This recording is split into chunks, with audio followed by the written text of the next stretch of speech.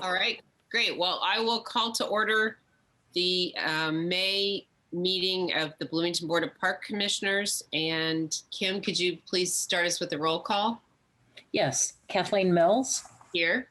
Ellen Rodkey. Here. Israel Herrera. Yeah. Okay, thank you.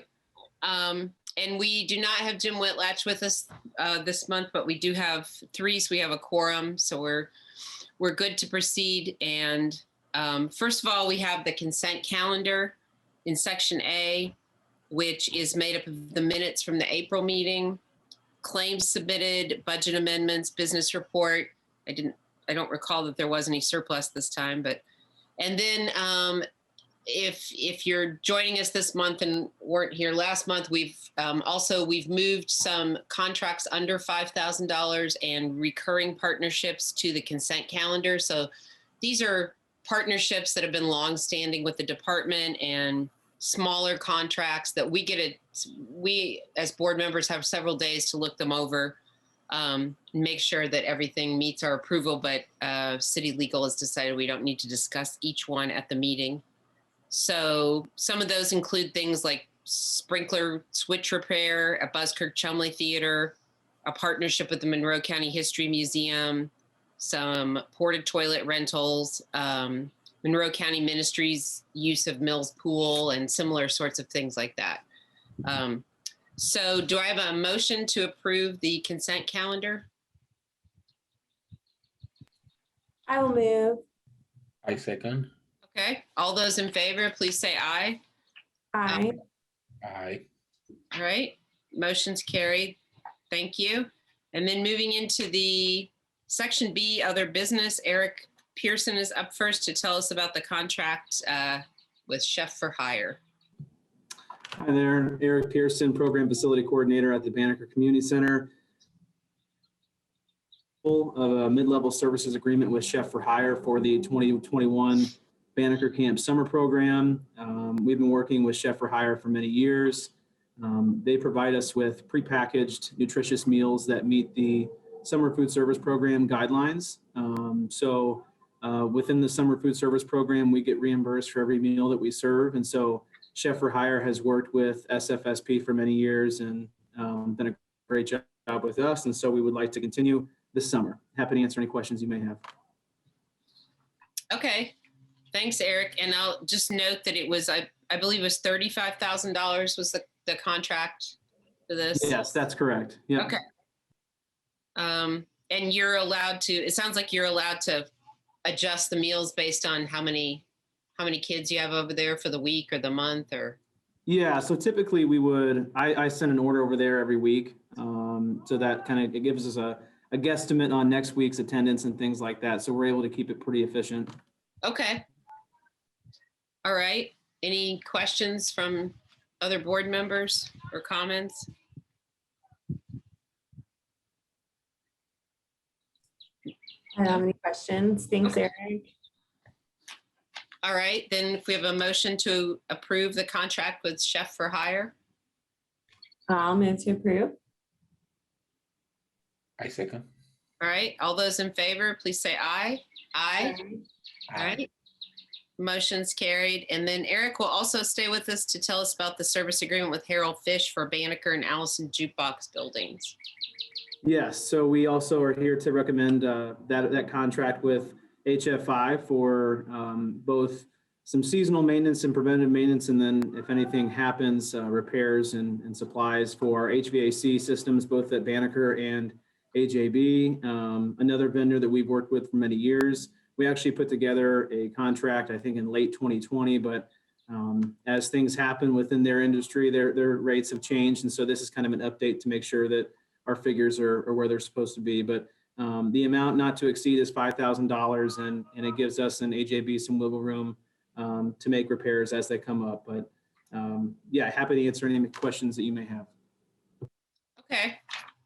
Thanks. Yeah, and I think it might be, as John Turnbull likes to point out, you don't want to have to scramble to get an agreement with these people when you have a when you have a major issue that needs to be repaired. So just thinking ahead. All right. Any questions or comments from Ellen and Israel, or otherwise we'll take a motion on this one. No, that sounds good. I will move to approve. I second. All right, all those in favor, please say aye. Aye. Aye. Motion is carried. Thank you, Eric. Thank Thank you. you, Eric. Thank you.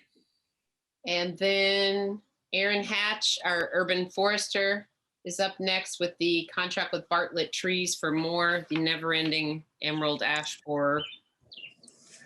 Hi, apologies for the glare in the background.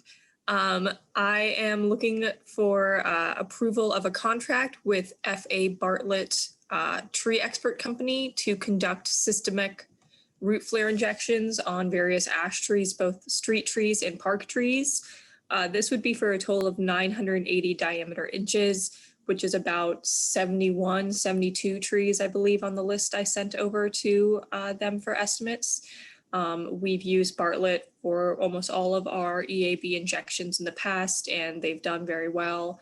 And these are on a 3-year cycle with a different set of trees treated each year, paired with removals as well. And it would be for a total of $9,310. Okay. And Aaron, has that been pretty successful in the past, treating the trees this way? You can definitely tell which ones have been consistently treated and which ones have not.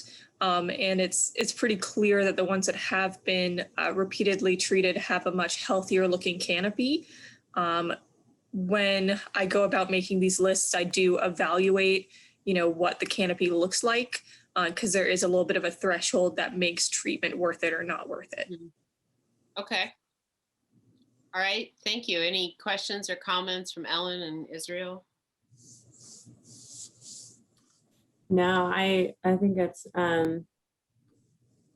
yeah, great. I mean, good. I agree. And I mean, I think the work that you do to try to mitigate emerald ash borer is amazing, because it's a job that's never done. So Yeah, I totally agree with Ellen, taking care of the trees. So we really appreciate your work, Erin, with this and having this kind of continuous treatment. All right. So it sounds like we're ready for a motion on this one. yes, I will move to approve. And I second. Okay. All those in favor, please say aye. Aye. Aye. All right. Motion is carried. All right. Thank you, Aaron. Thank you, Erin. And then Tim Street is up next to tell us about the design for Lower Cascades Creek erosion and accessible trail. Yes, good evening, Park Board. This is Tim Street, Operations Director with Bloomington Parks. I'm here tonight to seek approval for our contract for the Cascades Trail Phase 5 and Stream Bank Stabilization Project that went out to bid in February. We got bid results back and have been working on this, and tonight we are presenting a contract with a total value of $1.83 million. That is split across 3 funding sources, actually. So this will be funded in part by around $500,000 from a general obligation bond, a little more than $1 million from the bicentennial bond for the Cascades area, and an additional $300,000 that we secured from the RDC North Kinzer Prow Road TIF district to get us up to the budget that we needed. This project, and I believe the diagram is up, this should be somewhat familiar to some of you as we've reviewed this before. This is what was presented to Tree Commission, and I know came up again as we worked through a tree appeal.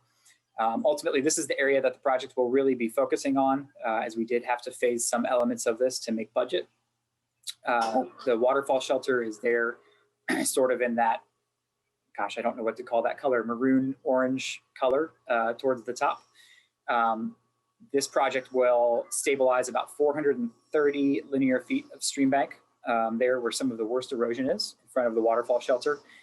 It's going to create the stacked tiers of large limestone blocks. It will also pull the creek bed back so it is less funneled. It will give the creek a place to, when the water rises, slow down, reducing the erosive forces and hopefully reducing the amount of sedimentation that the creek is carrying downstream. It will also increase access. The orange is all paved paths and sidewalks. So you see there's an accessible sidewalk that runs down closer to the creek there. which will allow people to get closer to the creek. It will pave about a 1/4 mile of trail from this new trail roundabout that you see in the diagram towards the left, over to the right, which is north, up to the Sycamore Shelter parking lot. Part of that is paved currently, but not all of it. So that will complete that. And then going off the page to the top left would be the accessible boardwalk to the waterfall. That would be, the boardwalk itself would be around probably 700 feet in length. It would probably, it's going to start with paving a little bit, taking off from that roundabout heading west, and then we'll switch to the boardwalk as it sort of reaches the woods there, if you're familiar with the area. So it will also put a new pedestrian bridge just south right there where the red bridge is, replacing a dated bridge there that will also be taken out for construction access. This is all scheduled to start potentially, if approved, in July. And main construction would last in this area through the end of the year, with tree planting, again, following those mitigation 5-to-1 ratios that we've looked at, coming as late as spring 2022. Happy to answer any questions. Okay. All right. Thank you, Tim. And yeah, I know we saw some photos as well during that tree appeal, just of how things were eroding over there a little bit and what some of the factors are. And so, yeah, this looks pretty exciting. So Ellen, Israel, do you have any questions or comments for Tim? I guess I was just curious, are all of those things is that all in this for $1,800? $1.8 million. Oh, I'm not even looking at it right. All right, thank you. $1.8 million. I was like, are we just talking about a section that is an addendum? I'm sorry, thank you. That would be a steal. The century, yeah. Yeah, right. I'm like, we've looked at this project several times, so that and then, yeah, clearly I can't distinguish between a comma and a period on my multi-screens here that I'm trying to juggle between. So, okay, thanks. Yeah, I remember seeing all of this before, and yeah, excited about everything that we're bringing in, with especially the new accessible boardwalk and all of that. I think that's going to really pay off really well. So. Okay. All right. Yes. Any other questions or comments, or otherwise we can take a. I also agree with Ellen. This is very important. And thank you, team. We saw this before, and glad to move. I will second. Okay. All those in favor, please say aye. Aye. All right. Motion carried. And then Tim will also stay on to tell us about the contract with Rundell Ernstberger for the project inspection out there at Lower Cascades. Yes, so this just goes right along with that previous agenda item. So, as part of approving the contract for the work to be completed, I'm also seeking approval for a contract to have the work inspected as we go. This is for part-time construction inspection with Rundell Ernstberger Associates, who we've worked with before and have done great work for us in the past. This would entail basically construction inspection of between 10 and 20 hours a week for the duration of the contract, the duration of the work, in an amount not to exceed $52,200. This is also coming from the bicentennial bond for Cascades, and happy to answer any questions. Okay. Pretty straightforward here on the inspection. Any questions or comments on this one for Tim?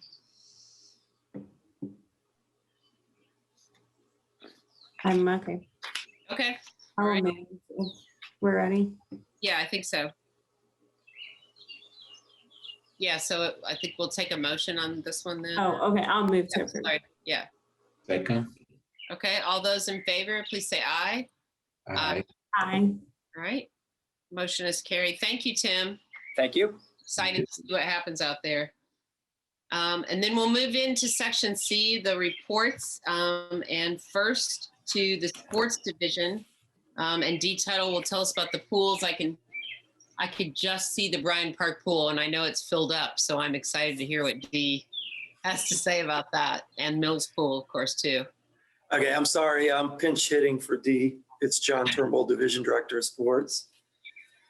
And I don't have anything revolutionary for you based on the fact that on Friday, the county sent out a new set of guidelines, which was basically rescinding all the previous guidelines. So our plan going forward is to follow the county and the state recommendations, basically, except for the fact that our staff will be masked up indoors at the to protect them inside the bathhouse.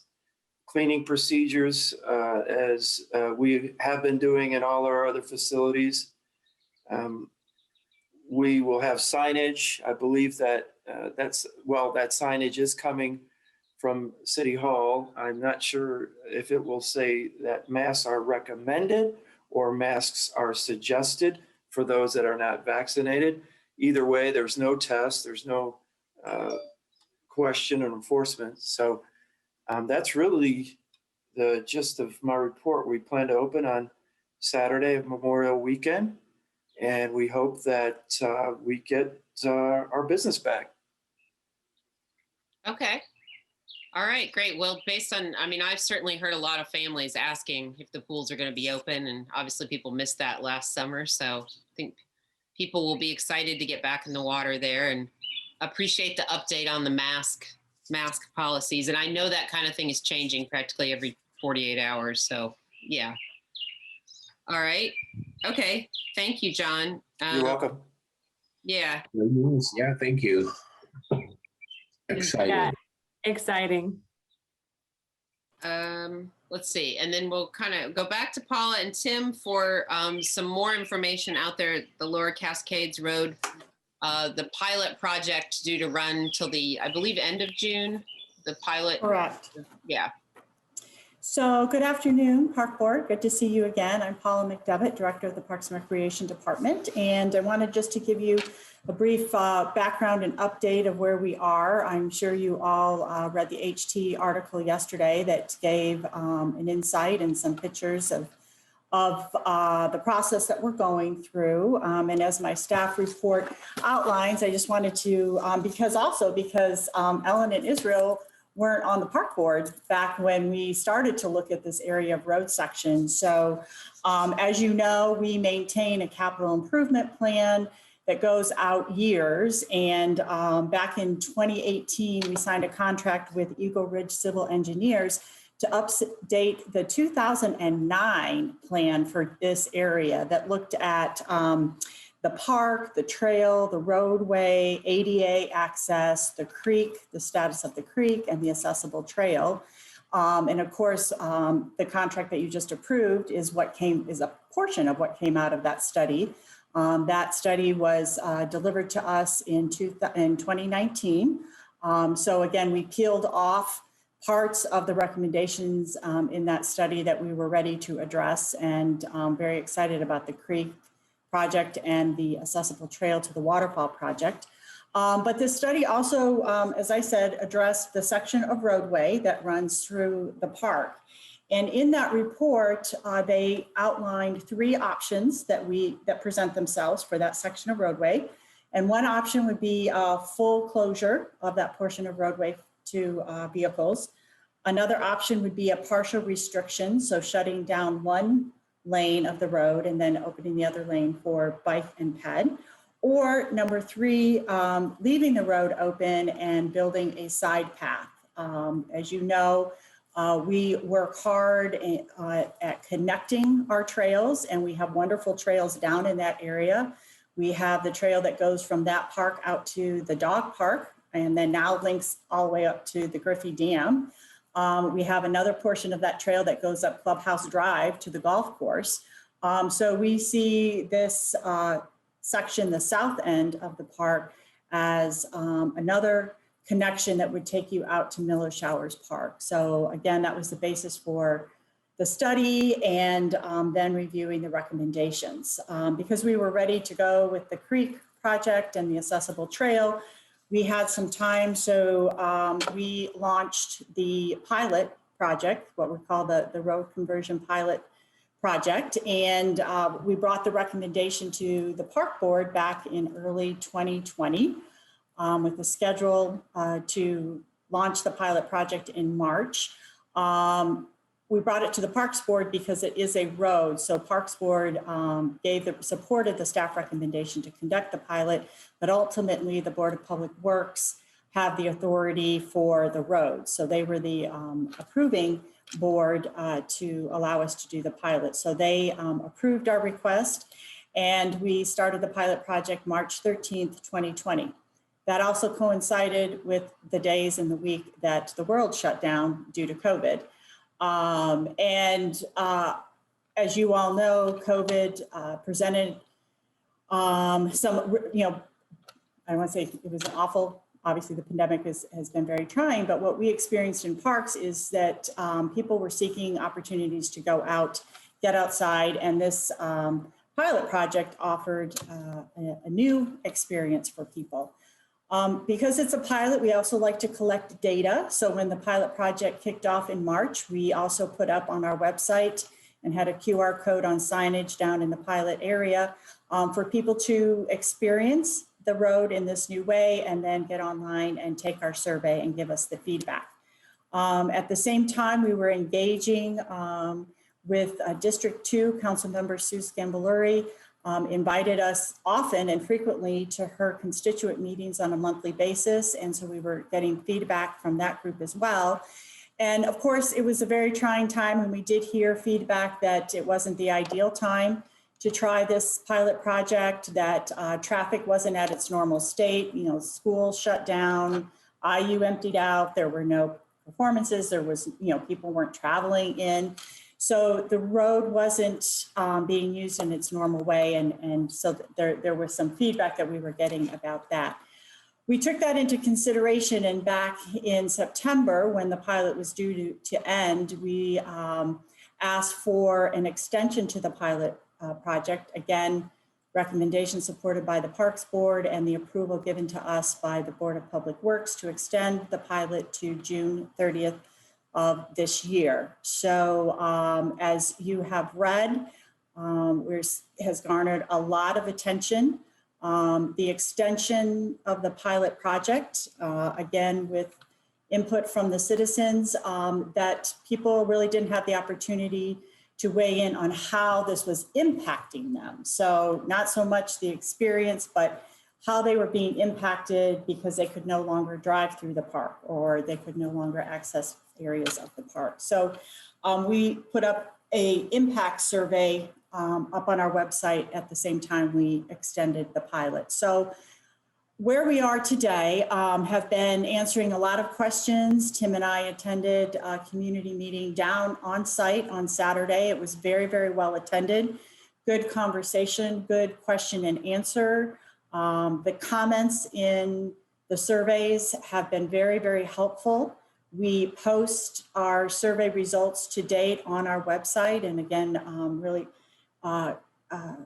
would like people to go on and either take the experience and then take the survey, or just fill out the impact survey, or go on and just review the comments and the surveys that we have today, because there's a lot of really good information on that. So we are doing some traffic counts. Planning and Transportation is helping us out with that. Some of the feedback that we received is that there's a lot of traffic congestion at Kinzer and the bypass, and then also at Walnut and the bypass, and that on game days, residents in the Blue Ridge neighborhood, they're out to go anywhere in town is on this road through the park. So we're looking at traffic counts there.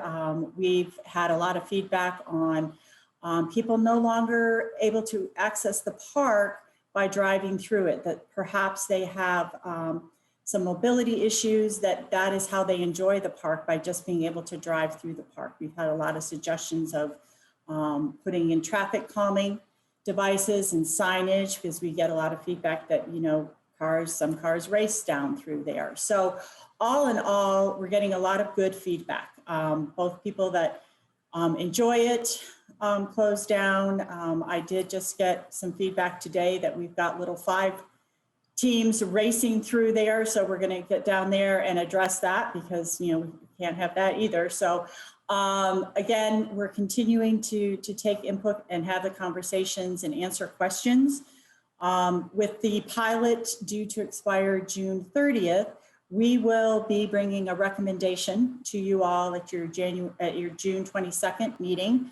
And then the Board of Public Works actually meets the same day, just following your meeting. So we'll go straight to that meeting as well. But again, I wanted to just bring you up to date. A lot, as I said, a lot of interest. I've been talking, and I wanted to show you a map of the area that you can see the pilot road, and this is the south down here, and this is the north side of it.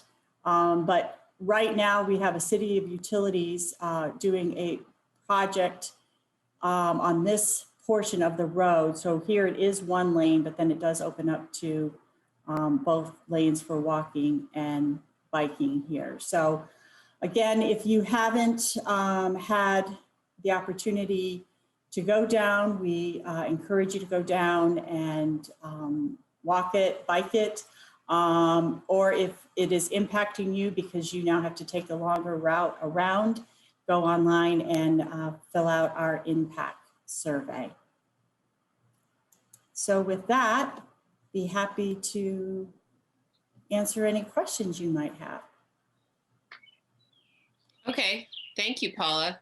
Yeah, that's a lot of good information for people who might have seen the story in the HT or spoken to neighbors and said what's going on out there at Cascades. So, and again, to stress, it is a pilot project. This is not a permanent decision by any means. So, and we've had feedback too that some people have seen the signs, the road closed signs, and they think there's a construction project going on down there, and I get that too. So right. No, it is not. It's a pilot. It's to encourage people to go out and try it. But again, we're getting really good feedback on all sides. So we really appreciate that and want to encourage people to continue to do that for the next couple of weeks. Okay. Thank you. Israel, Ellen, any questions or comments about this? Yeah, thank you, Paula, for the updates. Yeah, good to know how it has been progressing. So glad to see that advancement. Yeah, thank you for all your work. Thank you. And your team. Yeah, agreed. I was excited when I saw the paper and saw Tim on the front page there in a photo, and it looks like a good meeting and definitely well attended. And so I know that people appreciate you taking your Saturday to go out there and do that. And glad that we're being really thoughtful in our approach about all of it. So yeah, thanks to all of you for all your work on that. Thank you. Okay. All right. And then next under the reports section C is Rebecca Swift is going to tell us about the Environmental Resources Advisory Council, the ERAC annual report. Yes, hello. Rebecca Swift, Natural Resources Coordinator for Bloomington Parks and Rec. I actually have the honor to introduce our co-chair, Dan Myers, and he gave us his time today to present the 2020 ERAC annual report. So I'm going to turn this over to him. I did create some visuals to hopefully fill the screen. So thank you, Dan.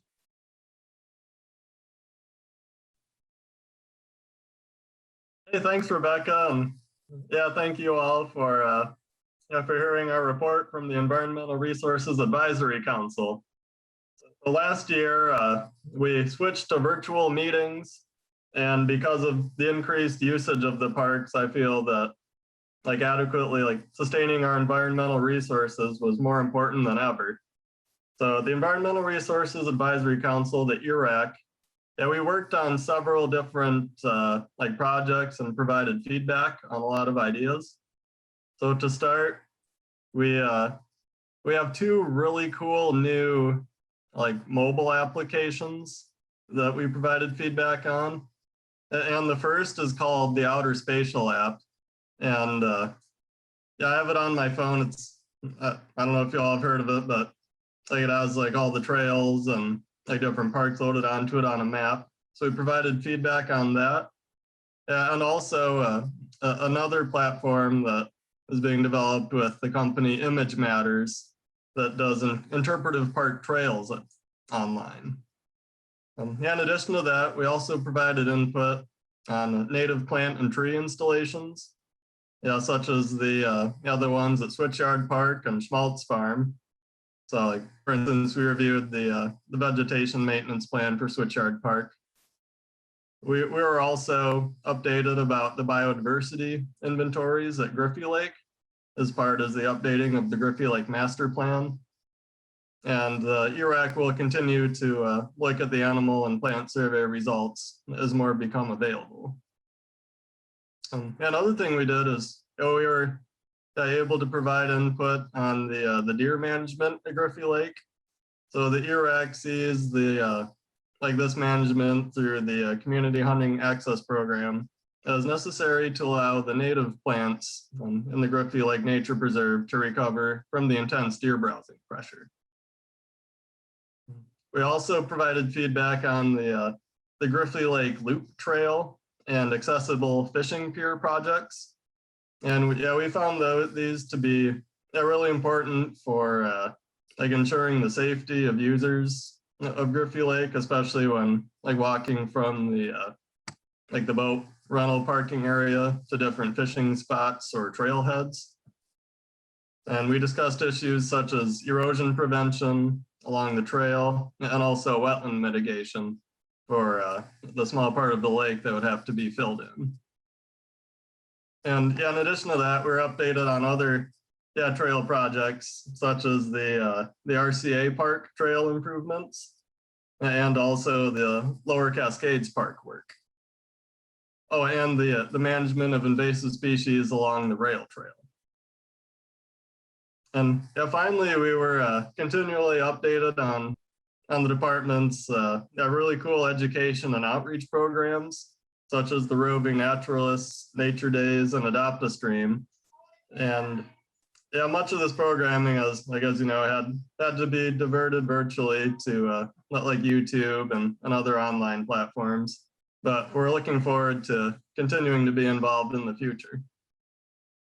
So that's all I have. Our agendas have been really packed recently, and the ERAC has kept busy, and I thank you all for your support. Do you have any questions? I don't have any questions. I just want to say thanks, Dan. I was really struck by how you were providing feedback on virtually every other parks project. So that's really valuable. And I just wanted to say thank you from the department and Parks Board. Oh, thank you all. Yeah. Yeah, thank you for sharing this, Dan. Yeah, so wonderful, so magnificent. Yeah, agreed. I would echo that. And we definitely I know I downloaded Outer Spatial and love it. So I think that's great work there. And like Kathleen said, I mean, y'all have supported basically every project, which is awesome. So yeah, thanks so much for all your work. Oh, thanks. Yeah, Outer Spatial. I just can't stop telling people about how cool it is. I found parks and trails near where I live, within walking distance, that I didn't even know existed. Wow, that's great. I'll have to get it. This is the second time I've heard it mentioned, and I just forgot to download it last time. So I'll have to check it out. All right. Thank you, Rebecca. And thank you, Dan. Thank you. And then in our final section, section D, the public hearings and appearances, will get to meet a new community events intern. And then if there is anyone out there with public comment, that'll be our last section. And just a heads up, you'll be able to raise a hand or put a comment, email comment, or put it on the Facebook Live. But first, then we will meet Amanda D'Agostino. Yep. Hi, I'm Amanda D'Agostino. So I am the Parks intern this summer with Paula McDevitt and Leslie Brinson and Julie Ramey. So I'm graduating from Indiana University with my bachelor's degree in recreation, and I'm focusing on parks and recreation, and I'm passionate about municipal parks and rec, so it's a perfect internship opportunity for me to get experience in the field prior to graduation. As a non-traditional adult student, I started college with a clear vision to do what I can where I can in order to benefit my community. I knew that this department would be the best agency for my interests and success in the field. I've been working towards this specific program since I started school and was thrilled that the internship was being offered despite all the challenges and changes with the pandemic. Like I said, I'll be working with Leslie, Julie, and Paula, doing things such as budgeting, strategic planning, marketing, community relations, and just general farmers market support. I will also be working on the farmers market double market bucks program annual reports, so I can do a deep dive into the data that we have on that. And let's see, that is it for the assignments that I'll be doing for the most part. Anything that they throw at me, I'll be doing. And then this agency has time and time again proven their commitment to the health and wellness of our community.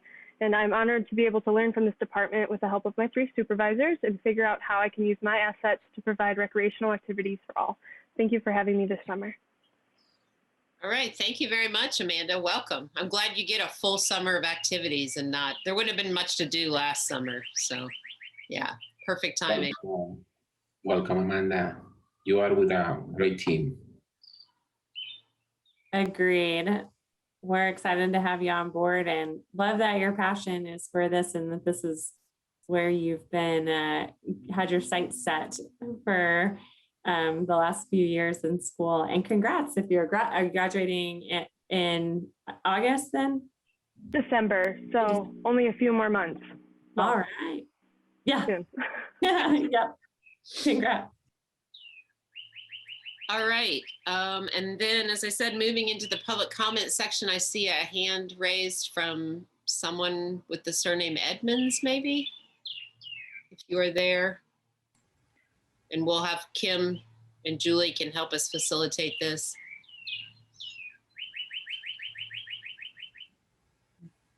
They should be ready to go. Okay, thanks. Okay, hi, I'm Ann Edmonds, and I would like to speak about the Winslow Woods Park Playground today. Okay. It is the responsibility of the Parks Board to hold the Parks Department accountable to ensure that taxpayer dollars are spent wisely for the benefit of the community. It is your responsibility to ensure that the department has taken appropriate steps to engage the community in the decision-making process so that taxpayer dollars spent on major renovations provide the best possible outcome. There are a number of ways that Parks and Rec can solicit community input.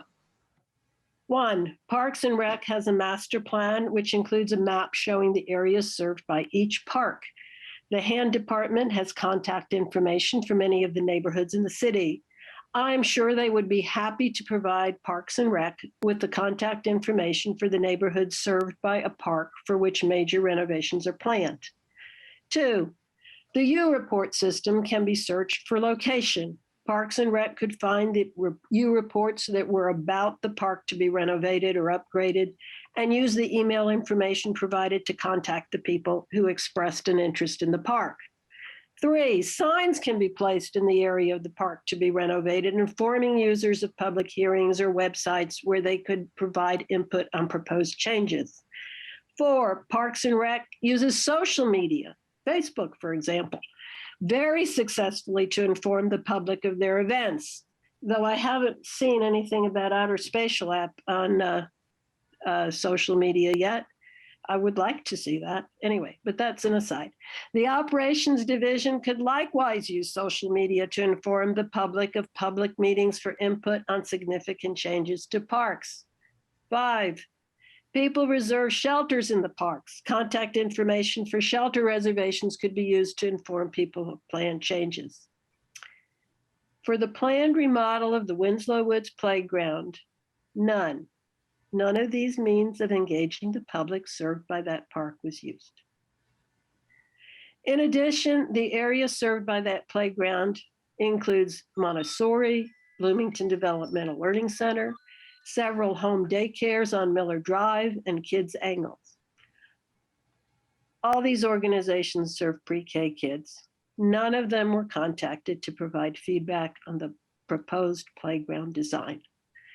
The playground that is being replaced was built in 1990 and designed to be accessible accessible with ramps for wheelchair users. The design worked very well for small children too, and many of the design features in that playground were incorporated in playgrounds elsewhere in the city. The new design is a single tower with one big slide.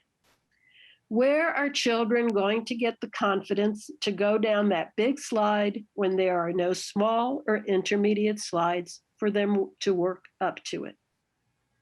I'm told that it was necessary to build a vertical playground because of the park's small footprint.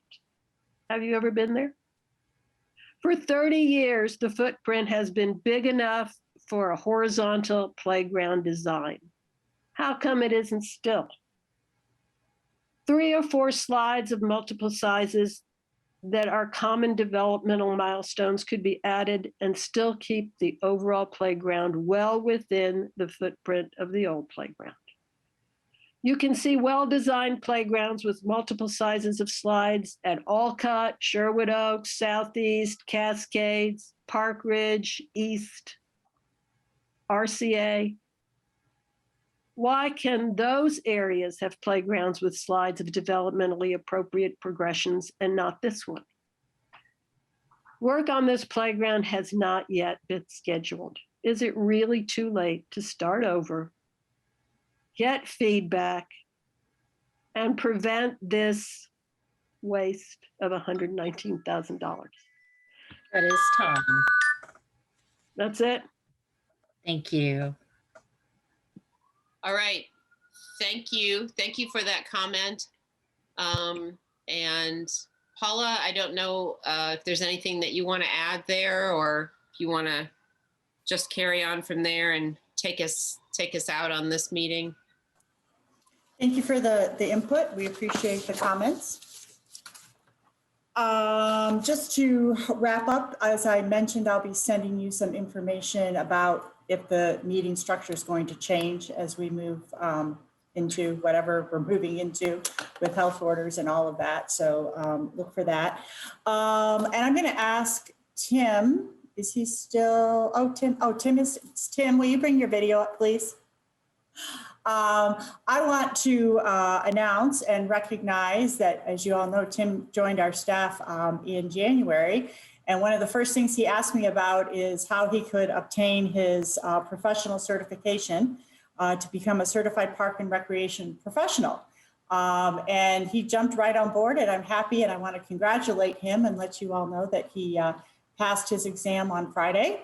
So now has that official certification from Nrpa, which is always a great achievement, and really tests our staff of professionals that take that test in all areas of our field. So from operations, maintenance, therapeutic recreation, recreation programming, sports, financials, risk management. It's a pretty in-depth examination. So really wanted to congratulate Tim, and he was on it. And again, we're thrilled to have him on our team. Congratulations. Thank you. That's great. Yes, congratulations, Tim. That was pretty quick too. You haven't been in the job very long. So very nice to hear. Yes. So that is all we have for today. So Okay. again, thank you all. Look for communications on our website as we prepare to open up. As you all know, our People's Park concert series started last Thursday. It's every Thursday at 4:30.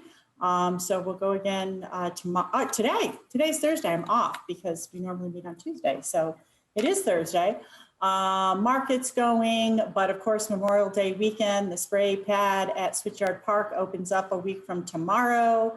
And then of course, Memorial Day weekend, we see the opening of the pool. So summer's here, and we are preparing to move forth to welcome people back and keep our staff safe and areas cleaned and sanitized. And we will move forward as everyone is finding their way back to the new normal.